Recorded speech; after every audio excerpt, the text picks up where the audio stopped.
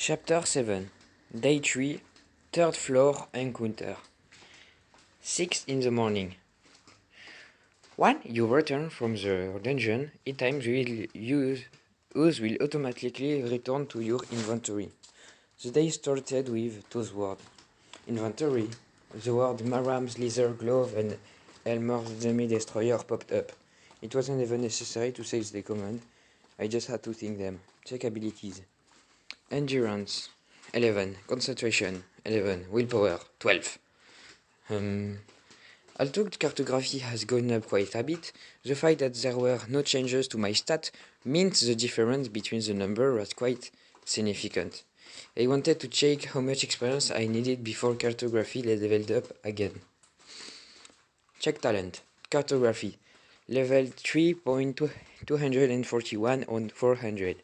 Pain tolerance. Level 5.42 on 1600. Punching. Level 2 on 114 on 200. Number 099. Level 0. No experience. Numero 99. What was it? Unique talent. Numero 999. Interrogation point on interrogation point. Despite the number attached to it, I didn't feel bad because it was the talents category. But when I had received this, I always carefully read the message that appeared in front of me, and I never noticed it before. Among all the explorers, the talent that only the first explorer who acquired can monopolize is called unique talents. The basic acquisition method is similar to acquiring a normal talent, but it should be consistent with the inherent nature of the explorer and their fundamental desires. After acquiring the talent, the explorer must be fully aware of the desire to awaken it. Enabled. The more I looked, the less I knew. My nature, fundamental desires. There wasn't even the talent name, only question marks, so I couldn't get any sense of what his talent was. Well, I didn't need to worry too much about it. Since I had gained this talent, I must have done something that met the criteria. I would think about it in the dungeon. I took a shower, ate breakfast, and rudely packed my backpack. During testing periods, the cafes that were open on weekends wouldn't be that busy. I headed straight to a cafe. Oh, I want to sleep forever. After silently working on the algorithm on the paper for 2 hours, Su Yeon put down her mechanical pencil. Her cute face held a rotten expression. You didn't sleep last night? I stayed up 8 and only slept for maybe 4 hours. In fact, it wasn't a matter of having gotten enough sleep. The problem was on the table were too difficult that it was making everybody tired. 5 people, including me, were studying in a study room at a cafe. The algorithm we were working on wasn't simply a matter of finding the answer. Once the correct answer was unconditionally found, we could have to find a more efficient method.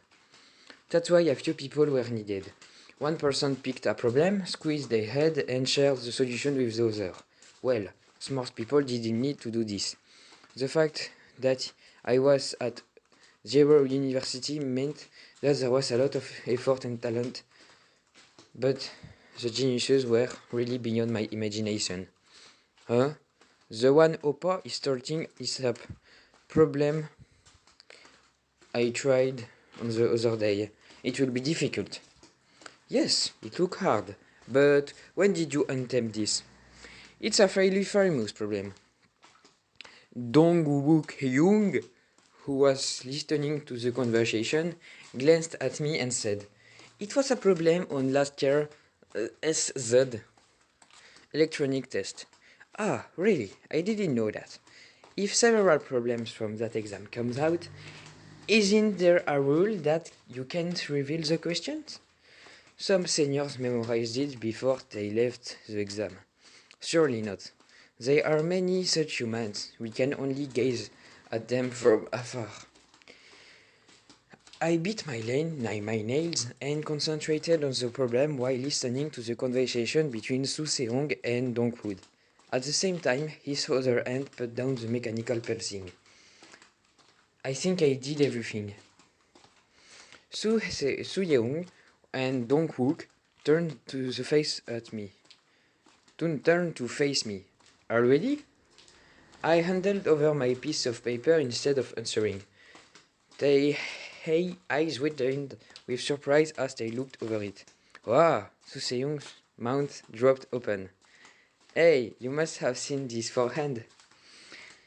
She didn't believe it. Dongwood started at me. That isn't the Hichul I know. Dongwook beckoned to the other two people in the room. They had been listening to the conversation, so they both came over to look my paper. It looks good. Hichul's condition is good day. I shrugged, feeling half proud and half shy. Honestly, it just felt like something had clicked. When I felt like this was nothing. However, it was the first time I had been faced with a problem of this difficulty. I spoke a few words to the member of the study group before suddenly looking at the clock. It was that time already. Oh, we'll leave first. I'm going, Young. I hurriedly gathered my things on the table. Originally, it would have stayed until 1 or 2 in the morning. That was his full confidence increase due to studying. It's not like that. I couldn't say that I was going to the dungeon, so I just said goodbye and left the study room. Opa! I looked back to see Su Seong following me. That thing that Opa did a while ago. Huh? That paper. Can I have a look at it? Her hands joined together in a shy gesture, but my hands were already opening my bag. Anyway, I was normal Korean male in university. The other men in the room didn't have the courage to embarrass themselves in front of Seoul Female. Here. Thank you. I'll return it. Su Seong accompanied me to the elevator outside the study cafe. Hichul Opa. Huh? As the elevator door opened, Su Seong opened and blurted out. I talked this for a long time, but you sure are hardworking. Huh? I couldn't reply and waved my hand. Su Seong also waved me. The elevator door closed. Hardworking. The word weren't wrong. I probably would have been able to reach this far without working hard. Originally, I would have been able to solve the problem, but it wasn't uncommon. It was hardly the first time I had been unable to solve the problem. Maybe the abilities I gained in the dungeon helped. It is still insufficient. I took back. Sun Young and Don Walk's story. It wasn't a genius, and there were many people superior to me. Even if I did well, I was a long way away from being a genius. There was quite a few people who could do that. I could. Even Su Seong was outstanding enough to enroll in a science high school for exceptional children. It was the same for the study group members. Yes, it was still insufficient. Abilities. More talent was needed. Arrived on the third floor. Upon my arrival, I could hear shouting and running outside of my field of view. It was Han Sun-yoon. He did arrive a little earlier because he stepped on the stairs before me. He would be running away due to my arrival. There must be something else, something that terrified Han Sun-yoon. I had to maintain my vigilance. I could hear footsteps, but they were different from Han Sun-yoon's footsteps that had already disappeared. They were a little slower and lighter. Cool. A rattling sound. When the owner of the footstep came into view. Lime Goblin, worker, type Ajin, demi-human. Rank F. A goblin tribe that was defeated above ground and ended up settling in the dungeon. They have set their own castle system and magic culture that is different from existing goblin. The body type is bigger than other goblin, but in the case of worker, They have no weapon or magic and low health, so their combat power is very low. Certainly, I didn't match the image of goblin that I had in my mind. It was approximately 160 centimeters tall, with blue skins. There was a buggling stomach and thin arms and legs. If I hadn't gotten a description, then from its appearance I'd have thought it was more a famished demon from hell than a goblin. If I wasn't in a corner, then I would have run away. But unfortunately, I was. No, it wasn't unfortunate. I was boot-faced. I had already put on the glove before entering the dungeon. Come! It understood my word. Kah! The goblin approached me while having sharp knives. There was no need to flee backward. I was bigger than the goblin and it had much shorter arms. I stepped forward and my fist aimed for its chin. Bakak! When something breaking as my fist slammed into its jaw. After collapsing and writing a few times, the goblin didn't get up again. Punching. Level 2.160 on 200. The goblin was wearing a skirt made of leather. It didn't seem to have the value, but a small pouch was hanging from it. Jingle. 2 coins with a faded color emerged. A person's face was carved on the back and the front. Temal Empire coin. Copper. An Empire coin that still holds value.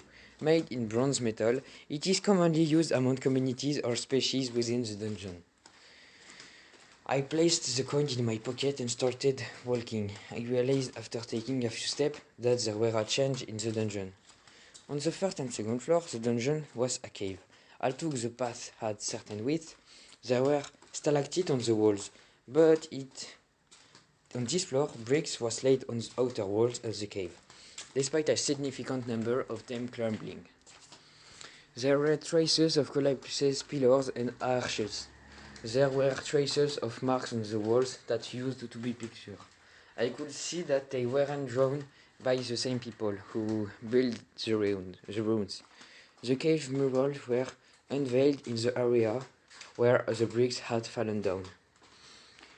It was the work of the goblins. The pictures were red, like they have been drawn in blood. They were simple pictures reminiscent of ancient civilizations such as Egypt or the Mayans. That's why it was even creepier. Goblins were creatures that hunted humans and animals, offering the bodies as sacrifice to the evil spirit that they worshipped.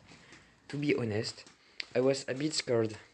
It was a dark, narrow cave where there were murals that seemed to be painted in blood on the walls. Grrr, yuck!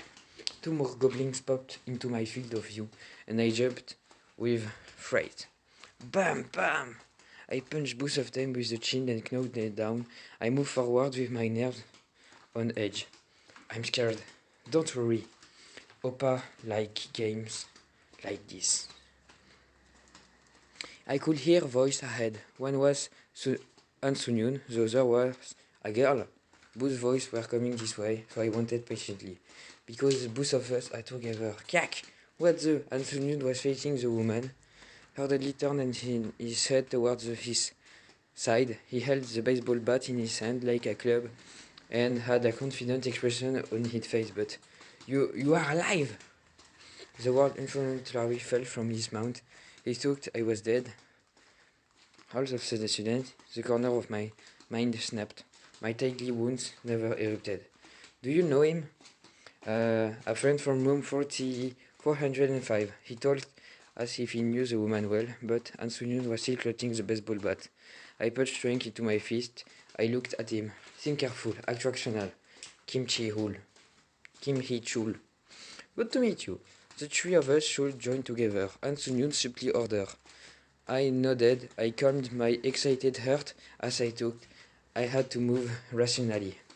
As I approached him without any emotional response, Ansunyun looked his relief. Okay, since there is a woman here, we'll both protect her from the wrecking earth.